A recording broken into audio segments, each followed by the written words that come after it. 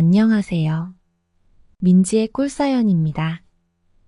즐겁게 감상하시고 구독과 좋아요도 많이 눌러주세요. 그럼 사연 시작해 볼까요? 저는 시아버님과 단둘이 살고 있어요. 그리고 시아버님을 정말로 좋아하고 사랑해요. 시아버님이 제 남편이자 연인이자 제 보호자인 셈이에요. 제가 의지하고 기댈 수 있는 유일한 사람이죠. 그래서 저는 더 시아버님을 행복하게 해드리고 싶어 노력도 많이 하는 중이에요. 저는 올해로 30대 중반이 된 유부녀예요. 남편으로부터 도망쳐서 지방의 작은 도시에서 시아버님이랑 단둘이 지내고 있어요. 동네 사람들은 다들 저희가 부녀지간인 줄 알고 있죠. 그래서 동네를 돌아다닐 때도 팔짱을 끼고 돌아다니기도 하고 다정하게 같이 다니기도 해요. 아무도 우리를 이상하게 보는 사람이 없으니까요. 일이 이렇게 되어버린 건 남편 때문이었지만 어쨌든 지금 저는 시아버님을 엄청 사랑하고 있어요. 그럴 수밖에 없게끔 만들어주시거든요. 평상시에도 잘해주시고 매일 밤 저를 정말로 행복하게 해주시는 분이에요. 이제껏 살면서 그 어떤 사람도 저를 그렇게까지 만족시켜주고 행복하게 해주지는 못했어요. 이런 느낌은 처음이에요. 저는 정말로 시아버님을 너무 좋아하고 사랑해요. 이렇게 되어버린 제 이야기를 들려드려야 할 것 같네요. 저는 어린 시절 초등학교를 졸업할 무렵까지 할머니 손에서 자라게 되었어요. 제가 어렸을 때 엄마는 이혼을 하고 도망을 가버려서 얼굴도 기억이 잘 나지를 않아요. 아빠는 돈을 벌러 나간다고 집을 나가서는 1년에 한두 번 정도나 겨우 집에 오곤 했죠. 부모에 대한 좋은 기억이 남아있지를 않아요. 친구들과 어울려도 엄마 이야기가 나오면 저는 슬며시 자리를 피해버리곤 했죠. 명절이나 크리스마스 같은 시기가 되거나 학교에서 부모님을 부르는 일이 생기면 저는 끝도 없이 기분이 우울해지곤 했던 것 같아요. 저를 키운다고 할머니는 고생을 많이 하셨어요. 할아버지는 돌아가셔서 안 계셨고 남기고 가신 재산도 별로 없었거든요.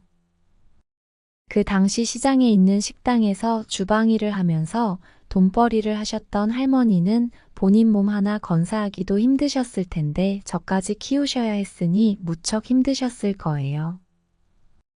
그래도 손녀딸인 제가 소세지 반찬을 좋아한다고 시장 마트에서 싸구려 소세지를 종종 사다가 밥을 차려주시고는 했죠. 할머니 손은 언제나 거칠고 주름져 있었어요. 인생이 고생스러웠을 텐데도 할머니 걱정은 늘 본인이 죽고 나면 혼자 남겨질 저에 대한 것이었죠.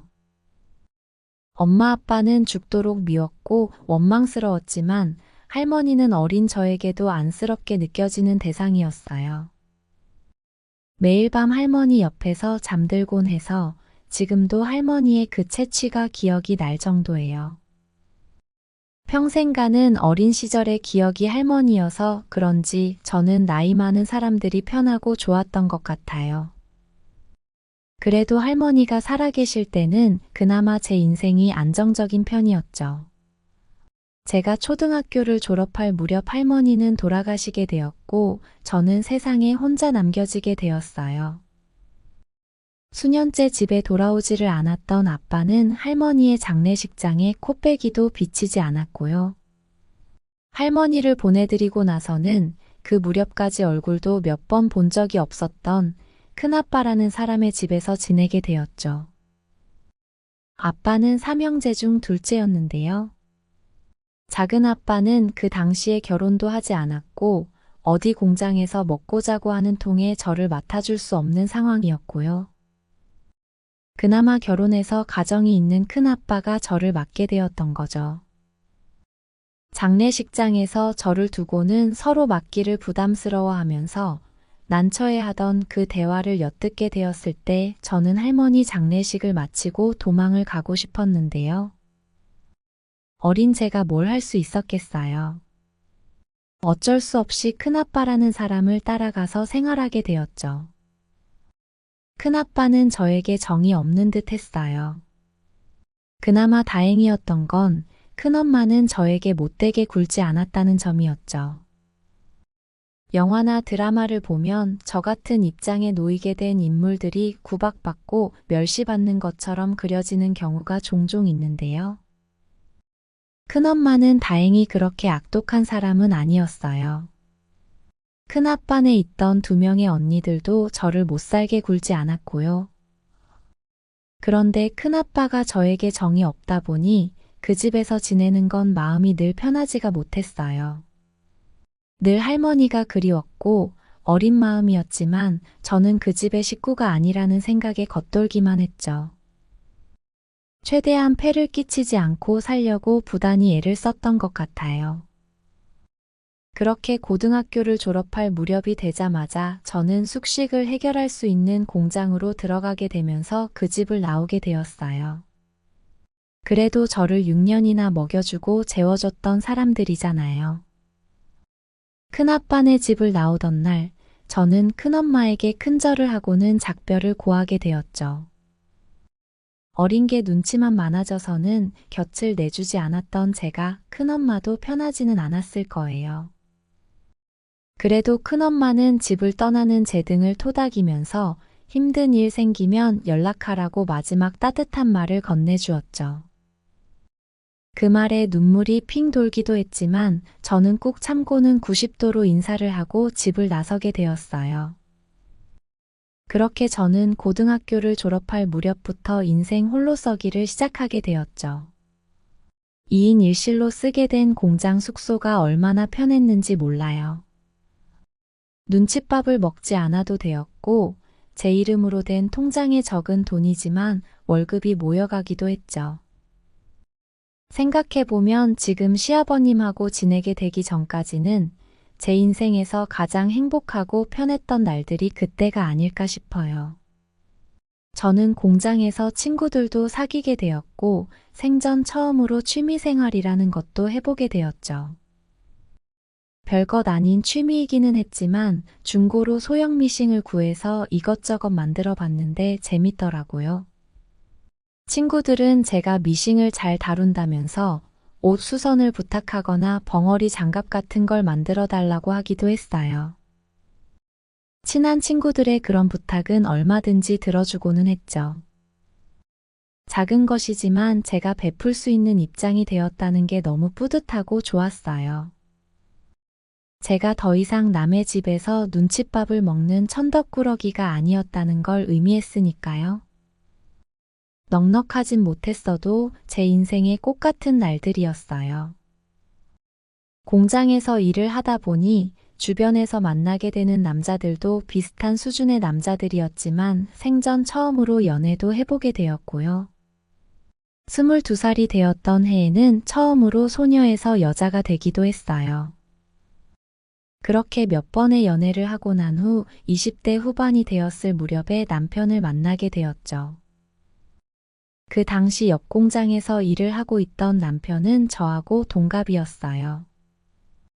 허우대는 멀쩡했던 남편은 저에게 관심이 있었는지 계속 저를 귀찮게 해댔죠. 주말에는 뭐 하는지, 취미생활은 어떤 걸 하는지 캐묻기도 했고요. 남편에게는 처음부터 호감이 느껴졌던 건 아니었어요. 그래도 정말 끈질기게 저를 귀찮게 하고 계속 들이대곤 했죠. 그의 관심이 귀찮게 느껴졌지만 괜찮은 생김새며 계속 들이대는 남편의 관심에 결국 저는 넘어가게 되었죠. 연애 초반에는 남편은 저에게 잘해주는 편이었어요. 같은 공돌이 공순이었지만 남편은 외모가 매력적인 편이었고 키도 꽤 컸죠. 작은 자동차도 갖고 있어서 주말이면 같이 드라이브를 가기도 했고요. 휴가 일정을 맞춰서 여행을 다니기도 했죠. 그런데 남편은 가끔 본인 기분이 안 좋으면 불같이 화를 내는 단점이 있었어요. 연애할 때 그런 점을 빨리 파악해서 헤어졌어야 하는 건데요.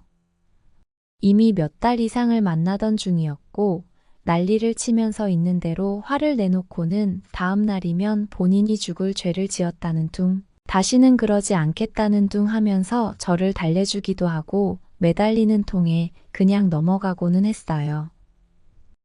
그렇게 지지고 볶는 관계를 계속 이어오다가 우리는 결혼을 하게 되었어요. 살다 보면 나아지지 않을까? 결혼하고 철이 더 들면 성질을 죽이는 날도 오지 않을까 헛된 기대를 했던 것 같아요. 사람은 고쳐 쓰는 게 아니라고 했는데 제가 잘못 생각했던 거죠. 남편도 가정 환경이 썩 좋은 편은 아니었어요. 시어머니는 돌아가신 상태였고 시아버님이랑 남편은 둘이 살고 있었는데요. 결혼을 하면서 시아버님을 같이 모시자고 제안했던 건 저였어요. 나이 드신 시아버님이 혼자 사시게 되는 것도 마음에 걸렸고요. 무엇보다도 시아버님이 집에 계시면 남편이 불같이 화를 내고 주체를 못하는 걸 조금은 자제하지 않을까 하는 기대도 조금은 있었거든요. 그렇게 저는 남편과 결혼을 하면서 분가를 하지 않고 남편이 원래 살던 집으로 저만 들어가게 되었어요. 살림을 합쳐서 같이 모시고 살겠다는 제 이야기에 시아버님은 처음에는 완강하게 거부를 하셨어요. 신혼부부 사는데 본인이 짐이 되고 싶지는 않다고 하셨죠. 남편이 화를 내면 주체를 못하니 아버님이 옆에서 조금 자제시켜 주시면 안 되겠냐는 제 솔직한 뜻을 전달하고 나서야 시아버님을 어렵게 설득할 수 있었어요. 그렇게 결혼을 하고 세 가족이 모여서 살게 되었죠. 가족이란 건 저에게는 정말 특별한 의미가 있는 이름이었어요. 할머니가 돌아가신 이후로는 가져보지 못했던 거니까요. 그래서 정말 행복한 집안을 만들고 싶었죠. 저는 남편에게도 잘하려고 노력했고 시아버님께도 살가운 며느리가 되려고 많이 애를 썼죠. 시아버님도 저를 얼마나 예뻐해 주시고 아껴주셨는지 몰라요. 오죽하면 집안일을 적극적으로 도와주시기까지 했죠. 시아버님은 정말 남편하고는 다른 부류의 사람이었어요. 생긴 거야 부자지간이니 비슷한 점도 있었지만 훨씬 더 다정하고 따뜻한 사람이었죠. 오죽하면 남편 성격이 시아버님하고 비슷했으면 좋겠다는 생각을 얼마나 많이 했는지 몰라요. 또 이제는 연락이 완전 끊겨버린 아빠라는 사람하고는 비교도 할 수 없을 만큼 정이 가는 사람이었죠. 남편하고 부부싸움을 하고 나면 저를 달래주는 건 늘 시아버님이었어요. 본인이 아들을 잘못 키웠다면서 나쁜 남편을 만나서 고생이 많다고 되려 본인이 더 미안해하시곤 했죠. 그렇게 다독여주는 시아버님 때문에 그나마 남편과의 결혼 생활을 조금은 유지할 수 있었어요. 그런데 시간이 가면서 남편의 만행은 정도가 심해지기 시작했죠. 연애 시절에는 소리만 지르고 물건을 집어던지는 수준까지만 화를 냈었는데 결혼하고 몇 달이 지난 후로는 저에게 손찌검을 하기 시작했어요. 정도가 지나친 부부싸움에 말리러 오신 시아버님하고도 목소리를 높여서 대들고 싸우기까지 했고요. 그러다가 결국에는 말리는 시아버님하고 몸싸움까지 벌이는 황당한 상황이 벌어지기도 했죠. 본인 성질을 주체 못하는 남편은 아버님이고 저고 눈에 보이는 게 없는 듯 했고요. 그러면서 남편하고 시아버님 사이도 급격히 안 좋아지기 시작했던 것 같아요. 아버님도 미쳐 날뛰는 남편에게 두 손 두 발을 다 드신 듯 했죠. 남편은 본인이 불같이 화를 내놓고는 집을 나가버리고 며칠씩 안 들어오기도 했는데요. 정말이지 저에게 손찌검까지 하고 집을 나가버린 남편이 너무 미운 생각이 들었고 정말 남편이 어딘가로 사라져버렸으면 좋겠다는 생각마저 들었어요. 남편과의 결혼 생활은 힘들었지만 저를 달래주시는 시아버님하고 단둘이 있게 되면서 그나마 조금은 위로를 받을 수 있었죠. 시아버님과 단둘이 있으면 어렸을 때 같이 살았던 할머니 생각이 나기도 했고요. 저를 버리고 떠나버렸던 아빠에게는 느끼지 못했던 푸근함도 느껴지면서 시아버님이 좋았어요. 그 무렵부터 차라리 따뜻하고 다정한 시아버님이랑 단둘이 살고 싶다는 생각을 하기도 했어요. 그런 생각이 들기 시작하더니 시아버님에게 묘한 감정이 느껴지기 시작했던 것 같아요. 그러던 어느 날이었는데요. 며칠 전 있는 대로 성질을 내고 집을 나가버린 남편은 며칠째 연락도 없이 안 들어오고 있는 상태였어요. 사실 언젠가부터 남편은 제 마음에 자리가 별로 없었어요. 오히려 집에 안 들어오는 게 저를 편안하게 해주는 일이라는 생각마저 들었죠. 그 무렵 제 마음은 시아버님에게 조금씩 움직이고 있었어요. 시아버님이 좋았고 잘해드리고 싶다는 생각에 어떤 것이든 해드리고 싶었죠. 저는 제 마음이 뭘 원하고 있는지 깨닫게 된 어느 날 밤 조용히 베개를 들고 시아버님 방으로 가게 되었고요. 살짝 놀라신 시아버님은 처음에는 당황하셨지만 곧 저를 품어주셨어요. 그렇게 그날 저는 결혼 후에 가장 편안하고 행복한 밤을 보내게 되었죠. 그 후로 남편이 집을 비울 때면 저는 시아버님과 좋은 시간을 보내곤 했어요. 결국 어느 날인가 저는 시아버님을 좋아한다고 이야기를 드렸고요. 멀리 다른 곳으로 도망가서 시아버님하고 단둘이 지내고 싶다는 이야기를 꺼냈죠. 시아버님은 그 이야기에 처음에는 고민을 많이 하시는 듯 했지만 진심이라는 걸 아시고는 제 뜻을 따라주시기로 하셨죠. 그렇게 저는 지옥 같은 결혼 생활을 마무리하고 시아버님하고 먼 곳으로 같이 떠나게 되었어요. 남편이 찾기 어려운 외딴 곳에서 작은 방 2개짜리 빌라를 얻어서 아버님하고 둘이 지내게 되었죠. 시아버님은 처음에는 방을 따로 쓰자고 하셨지만 저는 그냥 같이 지내자고 했어요. 서로의 마음을 다 확인까지 했는데 각 방을 쓸 이유가 없었으니까요. 그렇게 시아버님하고 저는 부부처럼 지내게 되었어요. 저하고 아버님은 휴대폰 번호도 다 바꿔버렸고요. 남편하고는 이제 연을 완전히 끊어버렸죠. 이제 그 사람은 제 인생에서 없는 사람이나 마찬가지예요. 제 인생이 지금 어떻냐면요. 지금이 제 인생에서 가장 빛나는 날이라고 자신 있게 말할 수 있을 만큼 행복해요. 시아버님에게서 할머니와 함께 살 때의 그 느낌들이 느껴져요. 몸과 마음 모두가 더할 나위 없이 행복하고 만족스러워요. 시아버님은 낮에도 밤에도 저를 너무 행복하게 해주시는 분이거든요. 저는 시아버님이 아직 정정하셔서 너무 좋고요. 돌아가시는 그날까지 옆을 지킬 생각이에요.